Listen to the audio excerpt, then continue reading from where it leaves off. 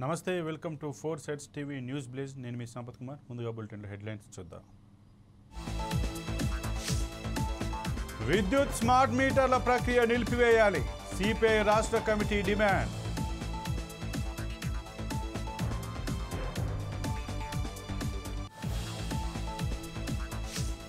ఆరోగ్యవంతమైన సమాజ నిర్మాణం ప్రజల సమస్యల పరిష్కారానికి కృషి చేస్తా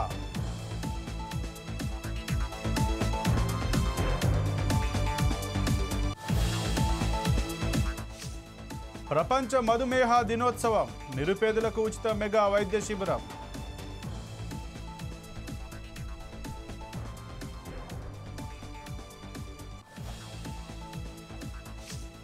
శ్రీవారిని దర్శించుకున్న ఆప్ కన్వీనర్ వెంకన్న సేవలో కేజ్రీవాల్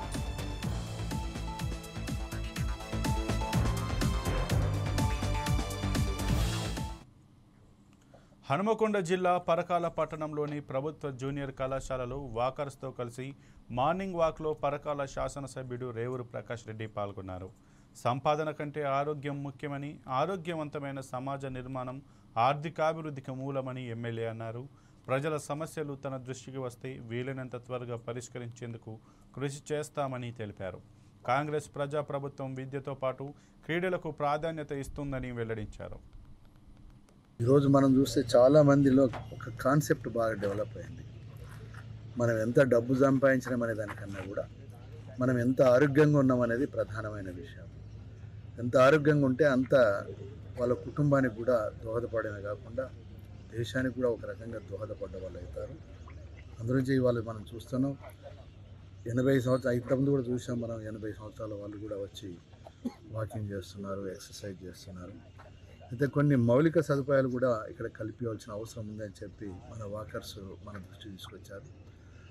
మా ప్రధానంగా మహిళలు కూడా చాలామంది వాకింగ్కి వస్తున్నారు అని చెప్పారు. అది కూడా ఎర్లీ మార్నింగ్ 4 to 5 ఆ ప్రాంతంలో 5 to 6 లోపలనే వచ్చి వాకింగ్ చేయడం జరుగుతుంది అని చెప్పారు.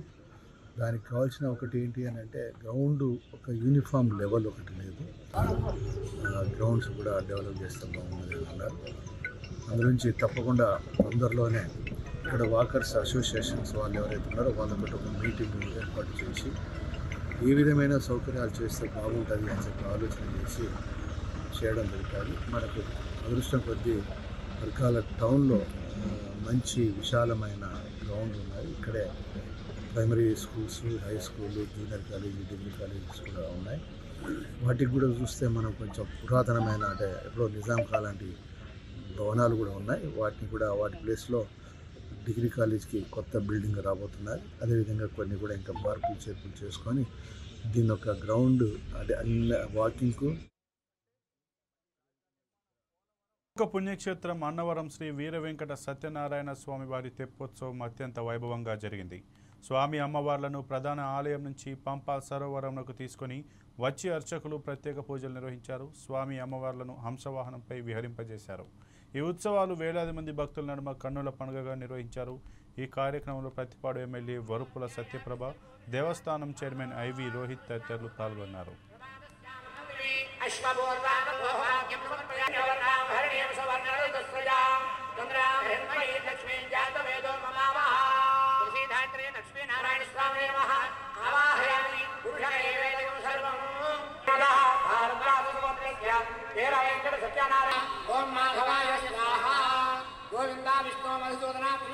వైకుంఠమైనటువంటి అన్నవర మహాపుణ్యక్షేత్రంలో కార్తీక మాసం మహాపర్వదినాలన్నింటినీ పురస్కరించుకొని విశేషమైనటువంటి ఉత్సవాలు జరుగుతూ ఉంటాయి. ఈ కార్తీక మాసంలో భక్తజనులందరూ కూడా తండోపతండాలుగా ఎక్కడెక్కడి నుంచో కార్తీక మాసం మొదటి నుంచి చివరి వరకు కూడా ఈ కొండకి వస్తూ ఉండడం, ఇక్కడ స్వామివారి వ్రతాన్ని ఆచరించడం, దర్శనాన్ని చేసుకుంటూ ఉండడం చాలా పరిపాటిగా ఉంటూ ఉంటుంది.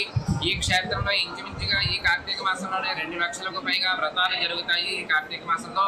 అటువంటి ఈ కార్తీక మాసంలో అన్నవర మహాపుణ్యక్షేత్రంలో విశేషమైనటువంటి ఉత్సవాలు కూడా ఉన్నాయి. దాంట్లో ముఖ్యమైనటువంటిది తెప్పోత్సవం. క్షీరాబ్ది ద్వాదశి మహాపర్వదినం రోజున కార్తీక శుద్ధ ద్వాదశి, క్షీరాబ్ది ద్వాదశి మహాపర్వదినం నాడు ఈ తెప్పోత్సవం జరుగుతూ ఉంటుంది. అలాగే ఈ సంవత్సరం కూడా చాలా దివ్యంగా, సుందరంగా, రమణీయంగా జరిగింది.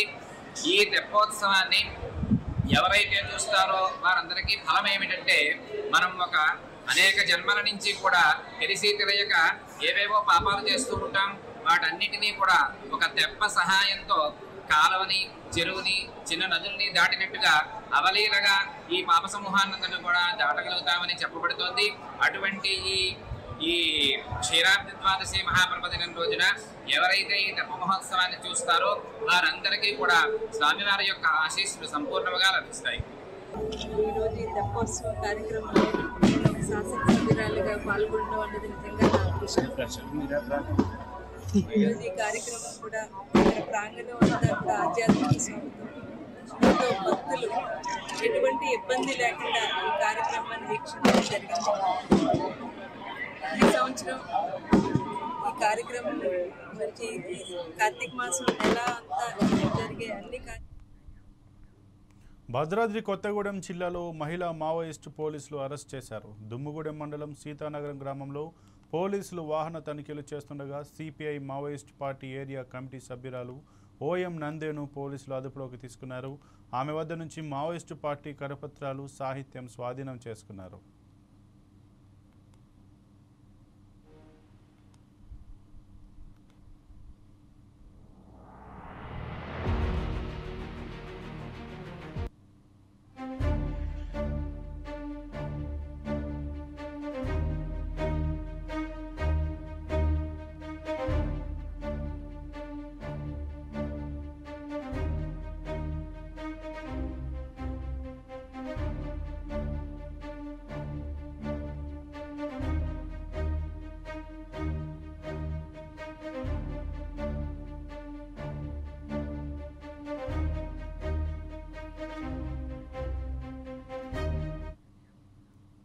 తిరుమల శ్రీవారిని ఏపీ ఎక్సైజ్ శాఖ మంత్రి కొల్లు రవీంద్ర దర్శించుకున్నారు. ఉదయం తిరుప్పావడ విరామ సమయంలో సతీ సమేతంగా పాల్గొని మొక్కులు చెల్లించుకున్నారు.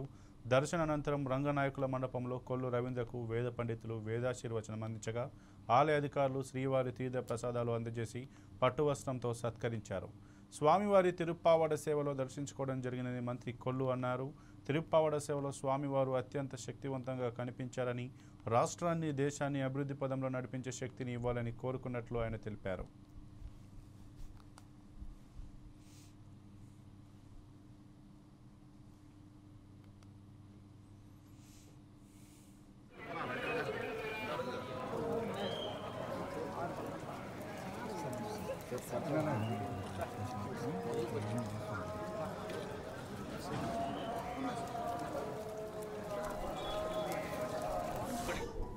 ఏ రకంగా ఉంది, ఇప్పుడు ప్రసాదం తీసుకుంటా ఉంటే ఇంత ఆత్మ సంతృప్తిగా ఉంది. మరి అటువంటి కలియుగ దైవంలో కూడా కొన్ని గతంలో జరగరాని అపచారాలు జరిగినాయి. మరి భవిష్యత్తులో అలాంటివి జరగకుండా స్వామివారికి చక్కని సేవలు చేసుకుంటూ రాష్ట్రం సౌభాగ్యంగా ఉండాలని చెప్పి మనస్ఫూర్తిగా కోరుకుంటా ఉన్నాం. ఈరోజు కలియుగ దైవం శ్రీ వెంకటేశ్వర స్వామి వారి దర్శనం చేసుకోవడం చాలా ఆనందంగా ఉంది. మరి ఈరోజు తిరుప్పావడ దర్శనంలో స్వామివారు తిరుమల శ్రీవారిని ఢిల్లీ మాజీ ముఖ్యమంత్రి, ఆమ్ ఆద్మీ పార్టీ కన్వీనర్ అరవింద్ కేజ్రీవాల్ తన కుటుంబ సభ్యులతో కలిసి దర్శించుకున్నారు.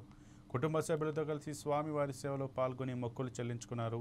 రంగనాయకుల మండపంలో వేద పండితులు వేదాశీర్వచనం అందించగా ఆలయ అధికారులు శ్రీవారి తీర్థ ప్రసాదాలు అందజేసి పట్టు వస్త్రంతో సత్కరించారు.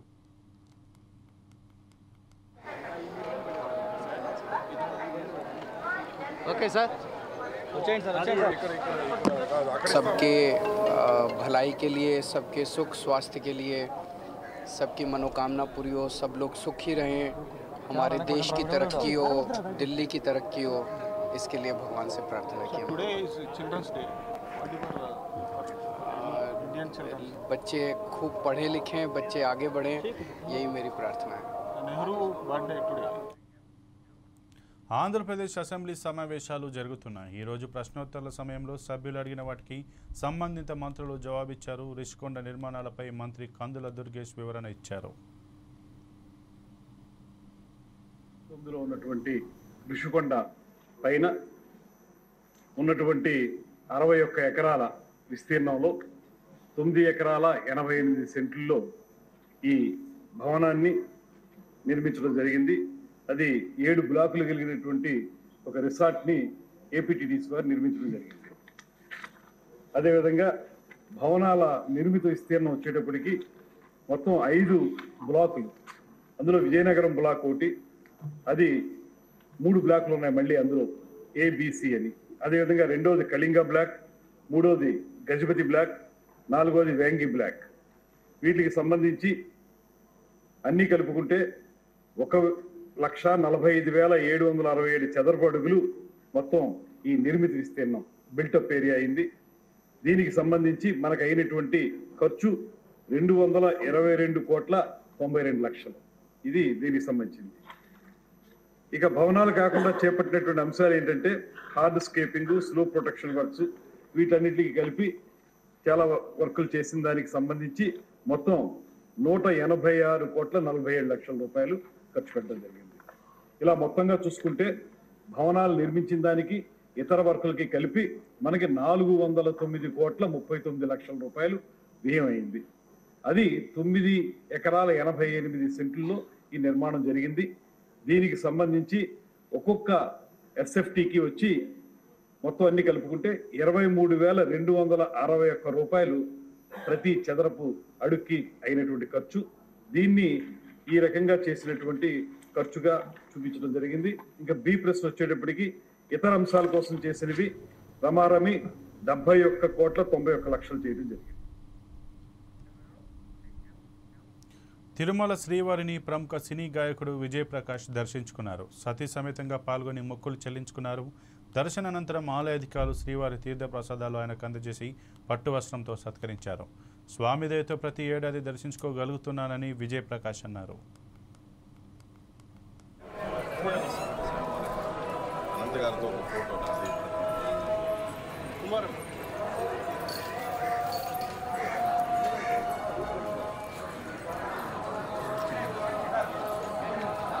అంటే ఇది ప్రతి ఏడాది మన అనంత్ గారు ఎక్స్ బోర్డ్ మెంబర్, ఆయన దయ వల్ల మనకు స్వామి దర్శనం ఇలా జరుగుతూ ఉంటుంది. నా భార్య, నేను, మహతి, నేను మనం పెళ్ళి కూడా ఇక్కడే అయింది దాదాపు 23 ఇయర్స్ ముందు. ప్రతి ఏడాది స్వామి దర్శనం ఎలాగో మనకు స్వామి దయ వల్ల జరుగుతుంది. అందరికీ మంచిది. కానీ వెంకటేశ్వర స్వామి కృప అందరి మీద ఉండి సర్వేజన సుఖినో భవ. పాటలు ఏదో ఒకటి వస్తూ ఉంటాయి అన్న. ఇప్పుడు కొత్తగా తమిళ్లో ఒకటి మెయ్యి అడగనను ఒక సినిమాలో రిలీజ్ అయింది అన్నమాట. ఇప్పుడు హిందీలో ఒకటి కొత్త పాట వస్తుంది. ఇలా ఏదో ఒకటి జరుగుతూ ఉంటుంది. పాడుతా తీయగా కార్యక్రమంలో జడ్జిగా రావడం. ఈ వీక్ నేను మహతి ఒక స్పెషల్ పర్ఫార్మెన్స్ ఇచ్చాము.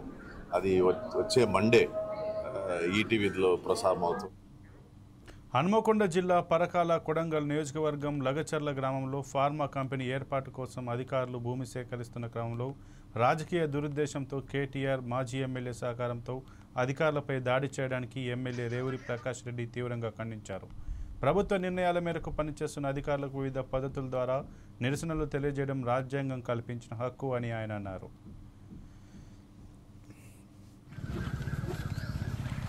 కేటీఆర్ యొక్క ప్రేరణతోటి, ఆలోచనతోటి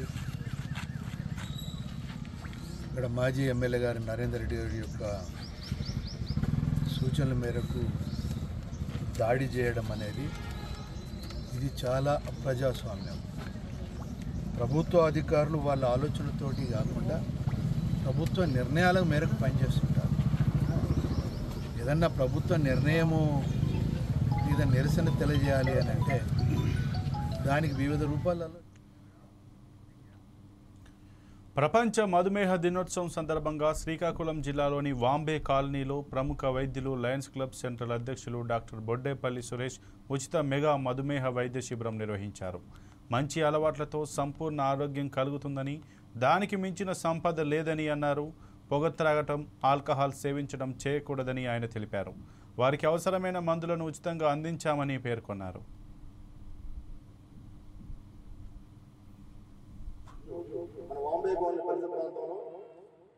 ఉచిత డయాబెటిక్ మెగా వైద్య శిబిరం అనేది మనం శ్రీకాకుళంలో చేయడం జరుగుతుంది.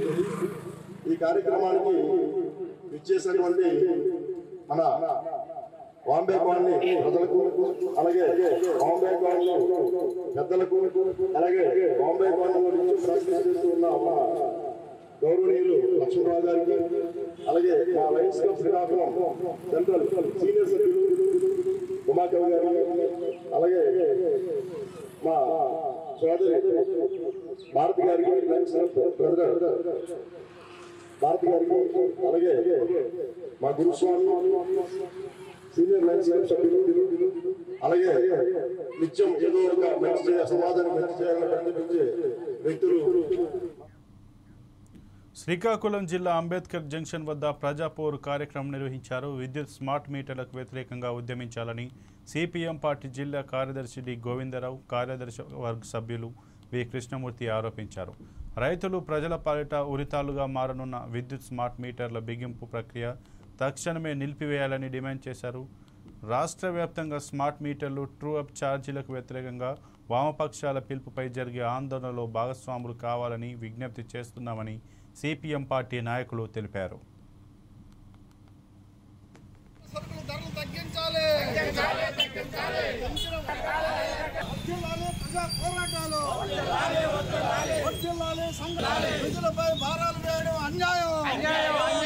పెంచిన నిత్యావసర సరుకుల ధరలు తగ్గించాలి.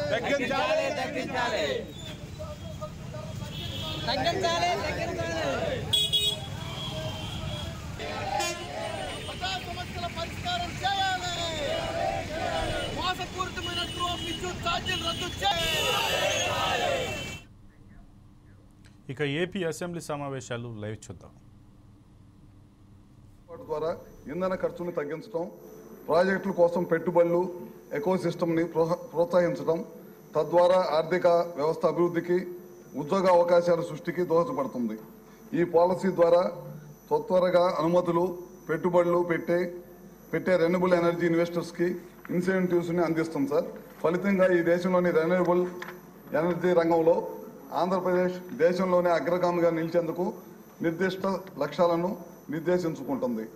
సోలార్ ఎనర్జీ ద్వారా దాదాపు 78.5 గీగావాట్లు, విండ్ ఎనర్జీ ద్వారా 35 గీగావాట్లు, పంప్డ్ ఎనర్జీ ద్వారా 22 గీగావాట్లు, బ్యాటరీ ఎనర్జీ స్టోరేజ్ సిస్టమ్ ద్వారా 25 గీగావాట్లు, అదేవిధంగా గ్రీన్ హైడ్రోజన్ సంవత్సరానికి 1.5 మిలియన్ మెట్రిక్ టన్నులు పవర్ ఇయర్, అట్లానే ఇథనాల్ రోజుకి 1500 కిలోలీటర్లు, సిబిజీ రోజుకి 10,000 టన్నులు, EV charging stations 5,000 public charging స్టేషన్స్ని పెట్టాలని చెప్పి ఈ ప్రభుత్వం నిర్ణయించుకుంది. గవర్నమెంట్ ఆఫ్ ఇండియా మరియు పరిశ్రమల సహకారంతో పీపీపీ విధానంలో యువతకు స్కిల్ డెవలప్మెంట్ కోసం యూనివర్సిటీ ఏర్పాటు చేస్తాము.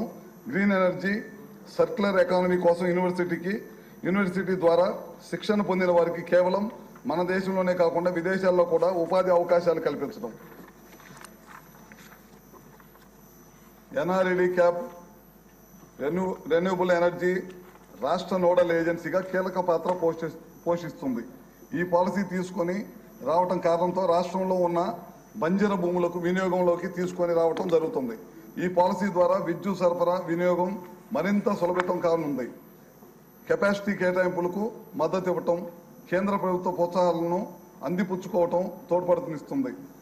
పెట్టుబడులకు సంబంధించిన అనుమతులు తద్వారా గణిత ఆమోదం లభిస్తుంది. క్లీన్ ఎనర్జీ ప్రాజెక్టుల కోసం పాలసీ కింద ప్రతిపాదించిన ప్రోత్సాహాలు. క్లీన్ ఎనర్జీ ప్రాజెక్టుల కోసం ప్రభుత్వం, ప్రైవేట్ పట్టా భూమికి లీజ్ ధరలు ఈ కింద విధంగా పేర్కొనబడ్డాయి. ప్రభుత్వం ప్రైవేట్ పట్టా భూమికి ₹31,000 ఎకరం సంవత్సరానికి ఉంటుంది.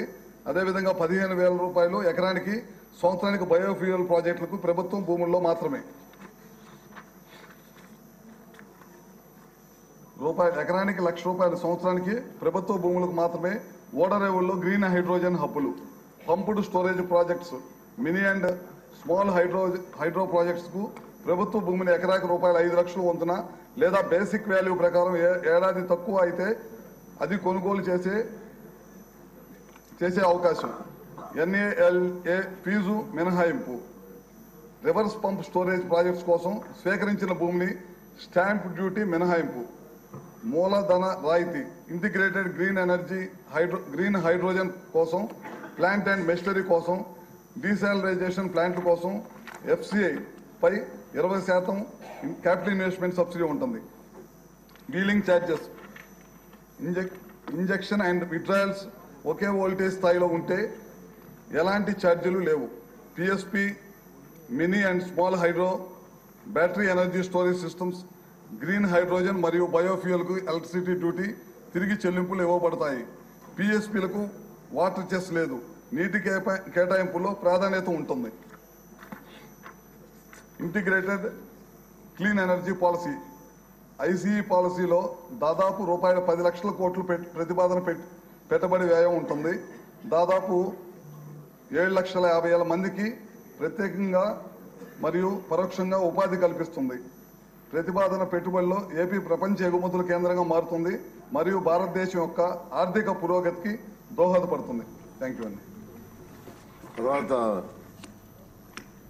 మంత్రి గారు భరత్ గారు పాలసీ మీద